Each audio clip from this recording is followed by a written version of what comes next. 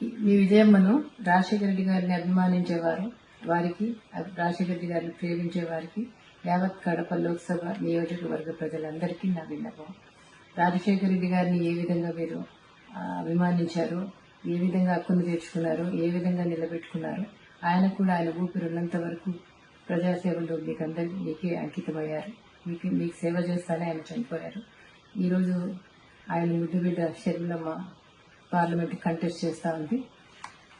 ఈరోజు ఆ బిడ్డను ఆశీర్వదించమని, పార్లమెంట్కి పంపమని, ఆయనలాగా మీకు సేవ చేసే అవకాశం ఆమెకు ఇవ్వమని వాళ్ళందరినీ ప్రార్థిస్తున్నాం.